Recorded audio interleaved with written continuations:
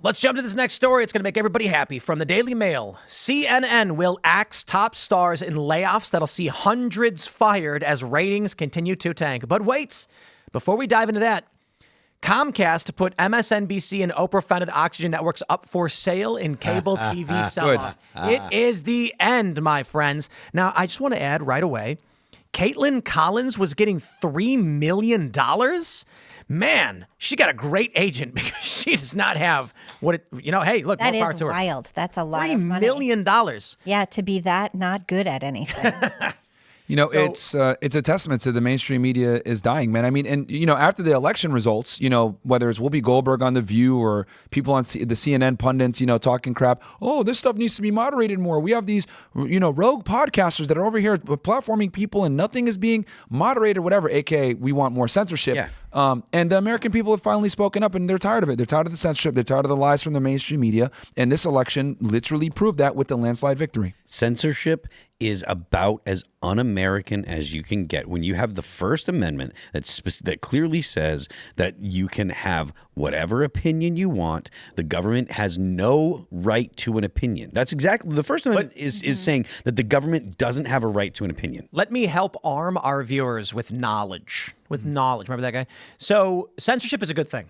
Political censorship is a bad thing. Censorship is, in general, I would never call myself anti-censorship.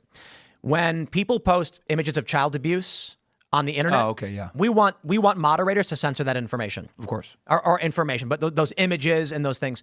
When people are calling for or directing or instructing on how to do horrible things and commit crimes, we want moderators to come in and censor. We have a gut reaction to the word censor because it's used almost exclusively politically against the enemies of the establishment. So I'm not trying to nitpick or say Phil's wrong. I'm just trying to make sure that the people who are watching at home might go to a friend and be like, yeah, censorship is bad. And then they're going to go, oh, yeah, what about this? So I want to make sure that they just understand the nuances. I've articulated this before on the show. When I say censorship and when I'm talking about free speech, you don't have the right to just be vulgar or be offensive on platforms or whatever. You don't have the right to share, pictures of assault or videos of assault, children, etc. The point is, you can exchange any idea that you want. If you're respectful about it and if you have tact, there's no idea that you are going to get booted off of something for sharing. There will be people that won't like it, and that's what it should be, is what I'm saying. Not that it's perfect, but it should be that if you are sharing ideas with tact and not just throwing bombs out there just to get people worked up, there should be no idea that you can't talk about. I'm okay with trolling. I'm totally okay. If your whole goal is to go on the internet and just rile people up, that's fine. It's when you are committing crimes or posting abuse and things like that. But back to old CNN firing everybody. Guys, did you know that CNN's viewership is lower than ours? That is so crazy. Now, hold on. In the 70-year-old plus, they crush us. Mm-hmm. You know what? I got 70 plus, the seniors. 60. Yeah, I'm not kidding. I'm not trying to disparage seniors. Yeah. In the 70 plus age demographic, which has its market, they annihilate Timcast. I mean, they're getting 500. What are they getting? Like 500 to, I think they got 600,000. Man, wow. We can't compete with that. And the key demo, CNN got 90,000 for their, I think 90,000 for their daytime coverage last week.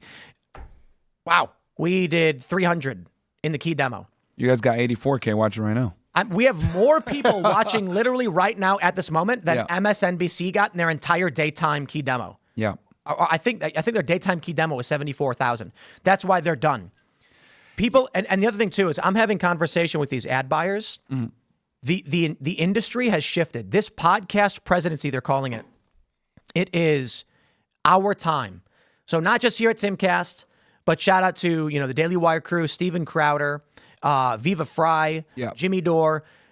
This is the change. This is the moment because people are and Joe Rogan, who's already making bank, is going to make a lot more. Because what's happened now is I'm talking to these ad networks, these sales teams, these companies, and they're basically saying, with the podcast presidency, Trump bypassing the corporate press and trying to go to podcasts, even Kamala Harris trying to do Call Her Daddy, but avoiding Rogan. All the companies that are buying sponsorships, they're like for various companies, are like, if you want to sell a product, you have to go to the podcasts. Yeah. You're going to get the personality driving your product, not some spot in between. So think about this.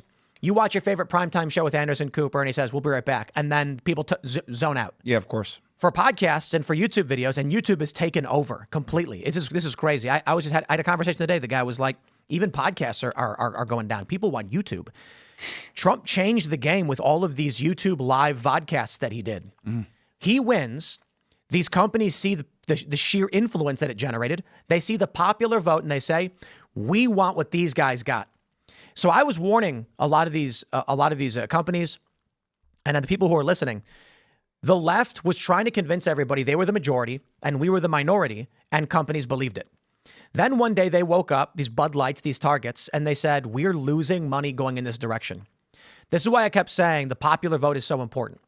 Because so now when I do sales, if I go to a sponsor, I'm going to say the minority market share are these leftists networks. It's MSNBC, it's CNN, and it's YouTube censorship and all that stuff. If you want to be where the majority of the people are, it's Joe Rogan, it's Theo Von, it's Tony Hinchcliffe, it's Tim Pool, it's Steven Crowder, it's Jimmy Dore. Do you want the minority market share or do you want the majority market share? Every single company is going to be like, we want the biggest market share possible for the lowest cost. That's us. Yeah. And the reality, and you can see it with this election, right? What did Kamala campaign off of? Bringing A-list celebrities, your Taylor Swifts, your Beyoncés, your Bon Jovis, your Bruce Springsteens, Eminem, J-Lo. She literally brought people in from 4 different decades of stardom that are A-list celebrities, and she still couldn't do anything. She brought people to perform at her rallies. Didn't do anything. Meanwhile, you got Trump going on with popular streamers, going on podcasts, having long-form conversation in a very, candid manner that isn't necessarily scripted or, oh, you can't ask me this or ask me that. And he did a lot better because the reality is traditional celebrities no longer have the influence of streamers and online personalities because online personalities are far more relatable. They're more almost like touchable. You can interact with them more. You kind of feel like, oh, this is a guy that made it that was kind of like me. So you're going to want to go ahead and pay more attention to what they're doing because you're more bonded with that individual. And then on top of that, right? Let's say you're a huge Eminem fan. What? You listen to the Eminem show, you listen to Slim Shady LP. That's what? Maybe an hour of music or whatever. But when you're listening to a Rogan podcast, you listen to them talk about polar bears for the second or third time. You're like, yeah, you build a bond with them. You know what they're going to talk about. Yeah, so it is like that. Yeah, so like you're far more likely to kind of do whatever that influencer does. That's why they're called influencers nowadays. You're far more likely to kind of follow their lead over a traditional celebrity because these guys have a lot more thing. And then on top of that, the mainstream media, no one wants to believe them anymore. So what I'm seeing slowly is that the people are winning, whether it's Bitcoin, right? Moving away from central banking, today. 90K, or it's people watching their favorite influencers over traditional celebrities, or it's people watching their favorite podcasters over these news networks. Everything is going to the people, which is fantastic. So election night, we did 9 hours of coverage. We got 2.5 million. And the reporting, and I can't believe this is true, they said Fox News had 2.5 million for their election coverage, but they were covering it longer than we were. So I'm like, that can't be right. That's got to be like primetime coverage. I don't know, because Fox does well. Mm-hmm. Then I saw the MSNBC actually did pretty well for their data. They got 5 million. Oh, but they're, okay. I mean, right, because people are going to tune in to watch the election. Of course. But that shows for the right and for Trump went podcast route. So Fox News' viewers were lower, and all the podcast views were way higher. So 2.5 million on our end, and it was almost all key demo. These cable networks could not make money off it. One of the reasons they're basically saying they got to axe their high-paid staff is that it was a disastrous period. This was supposed to be their Olympics. Mm-hmm. Yeah. For CNN, MSNBC, and Fox News. I think Fox will be somewhat okay because they're like the only conservative cable network. So they're going to maintain a certain share, but their key demo viewership is still low. Gutfeld is really helping them out. Tucker was really helping them out, but they axed him because they're nuts. Well, because of Dominion. Very stupid. I mean, I feel like that was part of the Dominion deal. Those are the rumors. But MSNBC and CNN were basically like, okay, guys, this is it. This is game time. This election is going to be make or break. And they broke. Mm-hmm. Now they're going to start firing people. And I cannot believe Caitlin Collins got $3 million. But mainstream man, media. Good for her. Good for her. I predict I hope she saved some of it. in the next 10 years, mainstream media is going to be almost gone. I predict, give it like 10 years, because no one watches cable or dish or any of these, like, no one watches TV anymore. They're on their phones. That's how they're consuming content nowadays. They're on their phones, whether it's long form on YouTube or clips on TikTok or shorts. People are consuming content on their phones, and it's just not on TV anymore. That is true. But one of the challenges for us on Timcast is that a large portion of our viewership is on TVs. So Okay. So What do you mean they like watch YouTube on TV? they turn their TV on, open up the app, and play Timcast IRL on their TV. Oh, okay, with yeah. their friends. But the challenge Or for us, playing it or something. Yeah. Yeah. but the challenge then is 3 people count as 1 view, and so Okay. the ad sales on YouTube were based on how many views you had. Yeah. And so when we do sponsorships, they're like, wow, for some reason, when we sponsor your show, we sell twice as much as when we do other shows. And I'm like, yeah, well, that's because half our viewers are families watching on TV or like roommates watching at the Together. same time. So it's more like Fox than it is like Rogan. And we can't factor that in. Like we don't do that. So it is changing. Undersell, over deliver. That's our government motto. Well, The only thing that they do, right? Right. But that's actually what most of the networks do. Yeah. So that's why people are happy. They're like, hey, if we sponsor Timcast IRL, we get big bang for our buck. But I'm just saying right now, there's conversations I'm having because this is the big ad selling season. Everyone's trying to sell their ad slots for the next quarter or the next 2 quarters. Absolutely. Christmas season. That's right. And so what happens now is in December, marketing agencies just dump what money they have left. So everybody's ad rates skyrocket, but they're also buying up for January until for media. They're doing media buys. They call it upfronts.